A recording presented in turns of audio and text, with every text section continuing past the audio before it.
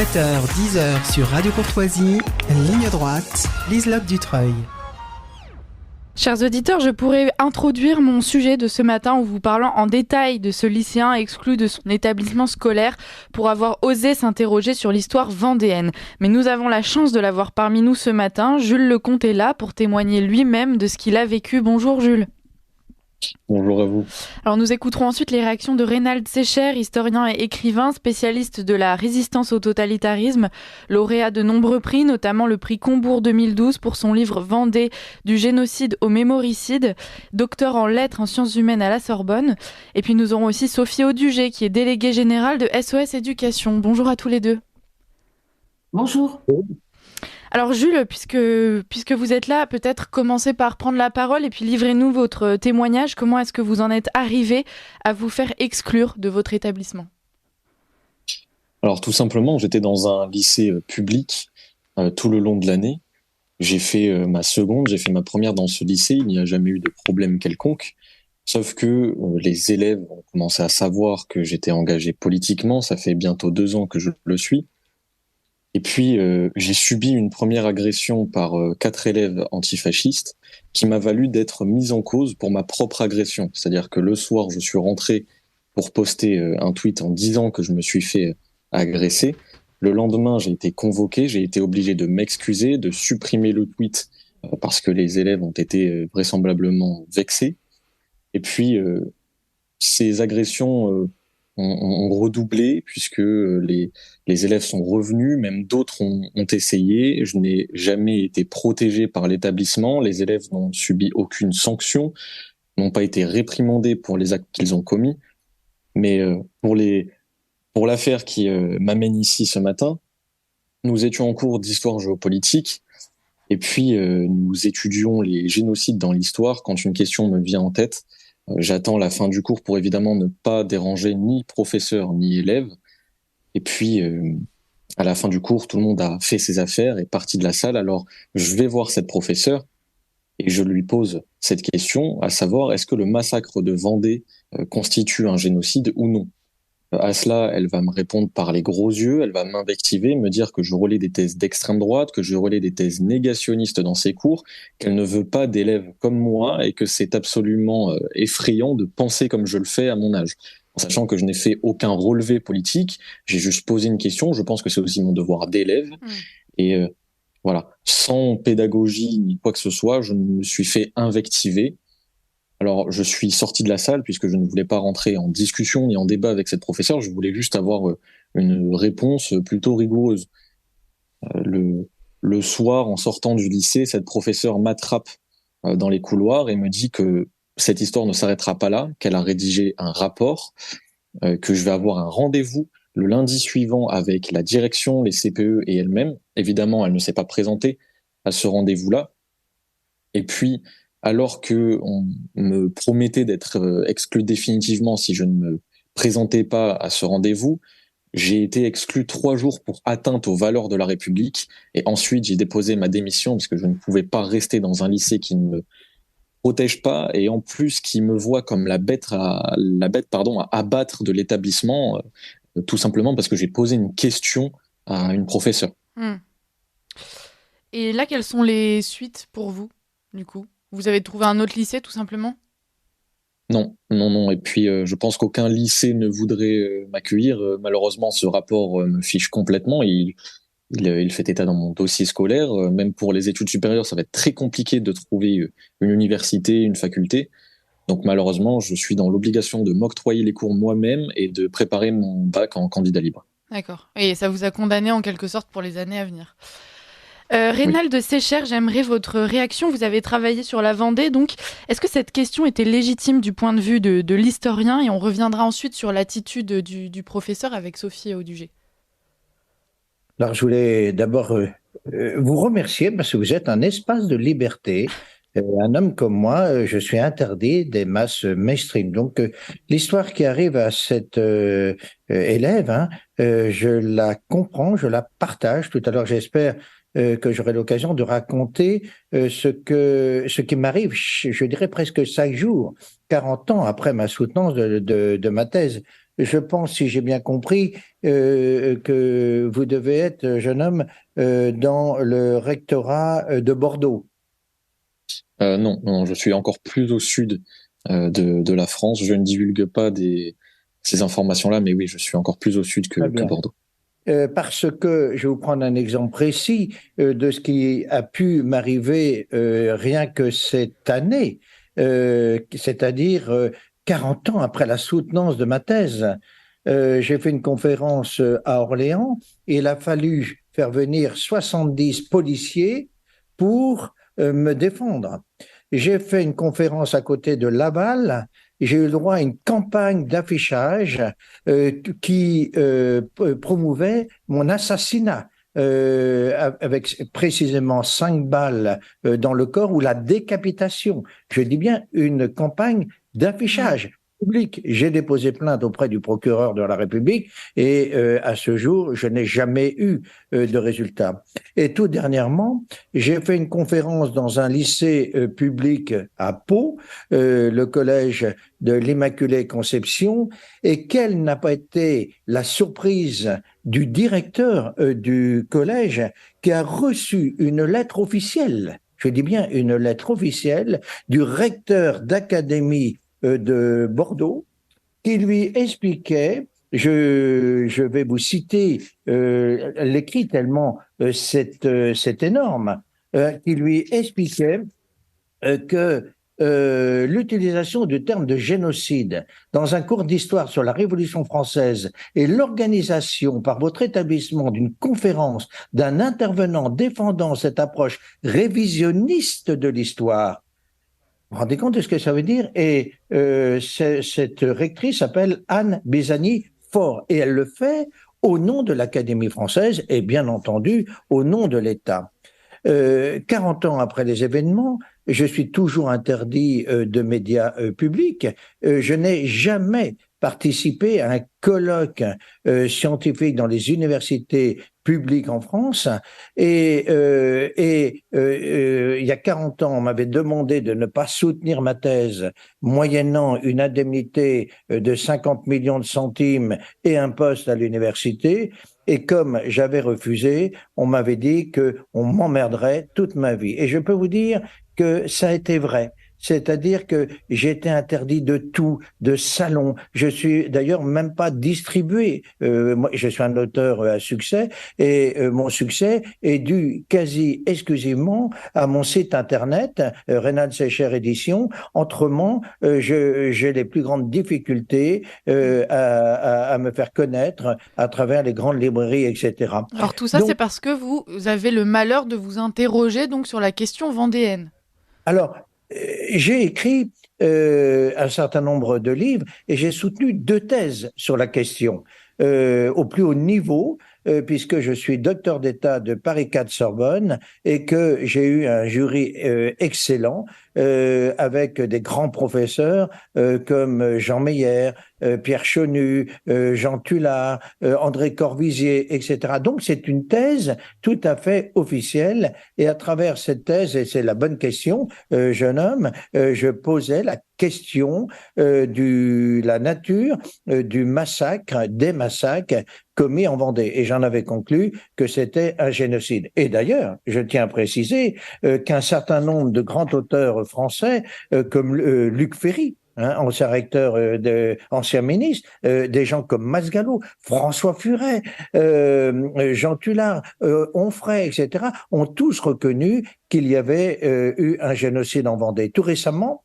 vous avez un énarque spécialiste de la question des crimes contre l'humanité, des crimes de guerre, des crimes de génocide, Jacques Villemain, qui a écrit 3 livres sur la question, dont le génocide en Vendée et tout dernièrement l'histoire politique des colonnes infernales.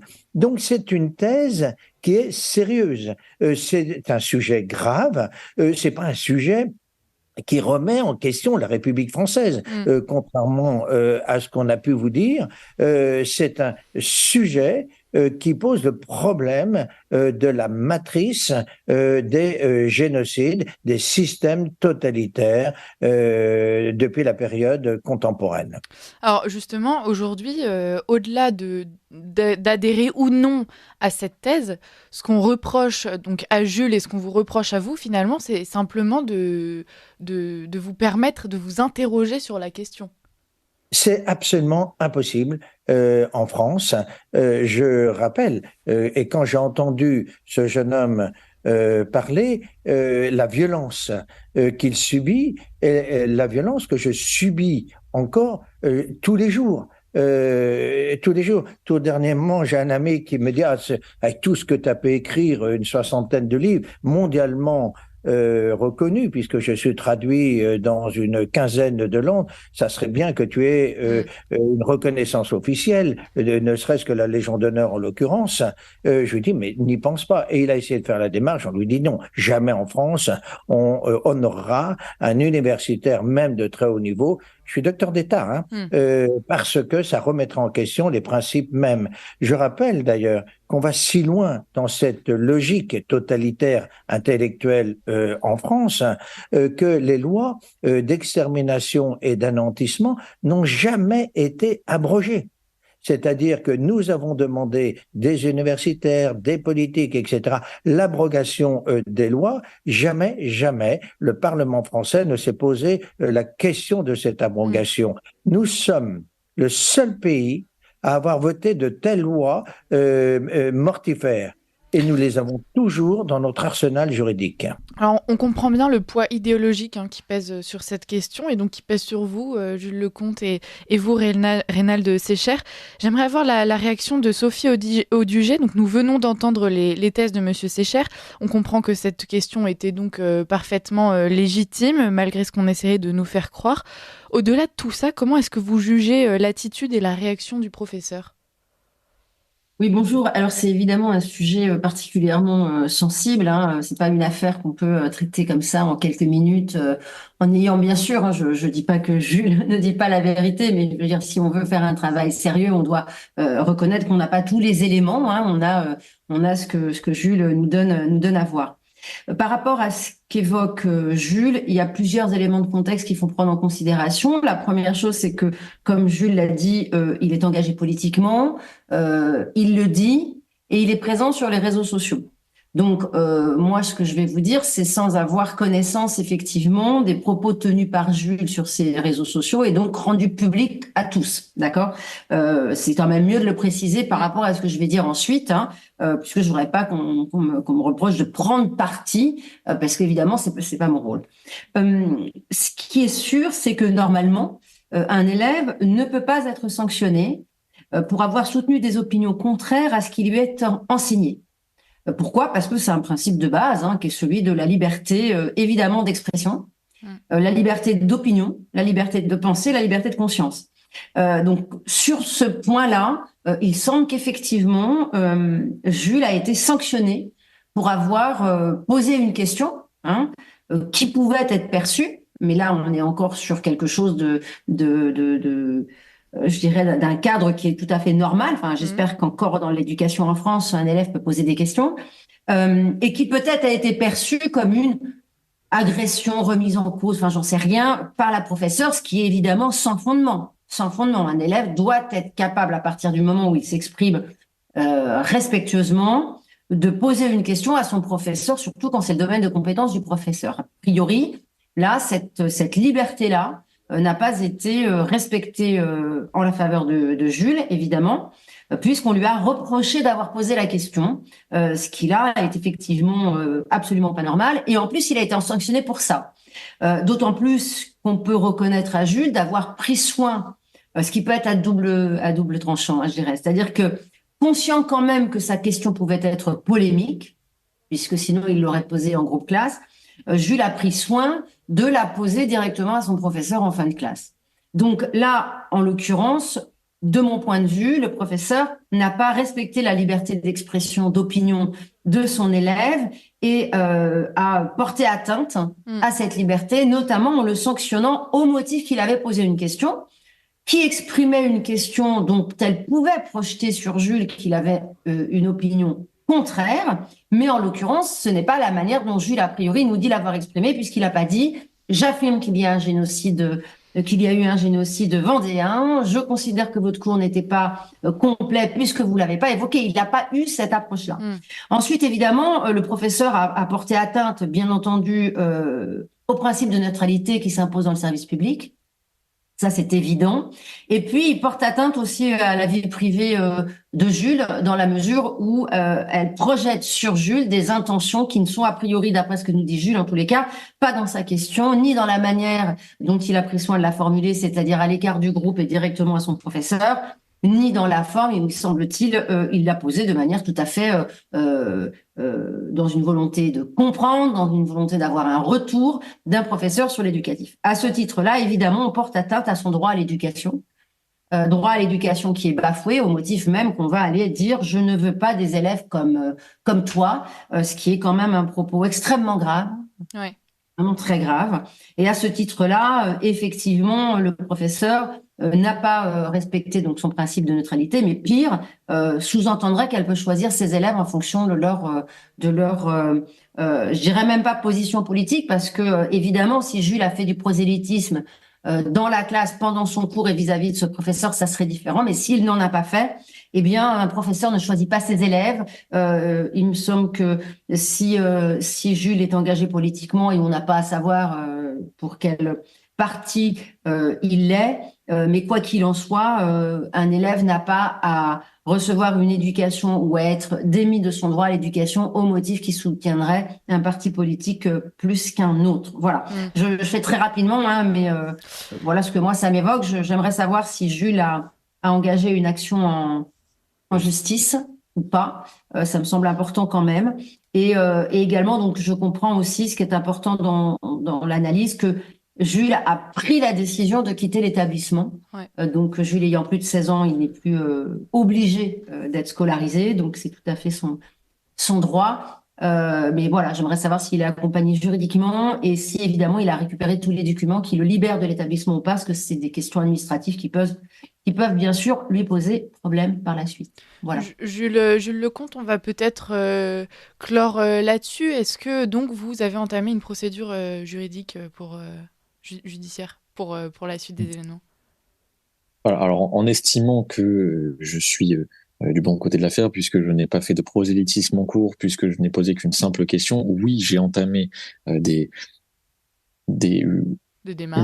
poursuite juridique qui était une plainte, mais qui a été classée sans suite, que ce soit de la diffamation, que ce soit de la calomnie, et que même ce soit une injustice qui me pénalise pour mon parcours scolaire, ça a été classé sans suite.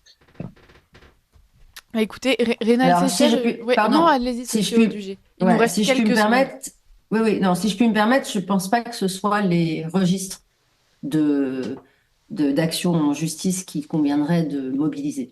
Il me semble que c'est l'atteinte au droit à l'éducation et l'atteinte à la liberté d'expression, liberté des opinions et l'absence de neutralité. Si je peux me permettre, Rénal Séchère, en quelques mots, parce qu'on est sur la fin. Si je peux me permettre, je conseille à Jules de faire extrêmement attention. Il peut se faire casser la figure, même pire. Moi, je me suis fait casser la figure dans des salons, etc. Et il peut être assassiné, je le dis, puisque moi-même, j'étais menacé d'assassinat pour cette question. Donc, sois extrêmement prudent, ne va pas n'importe où et sois extrêmement discret.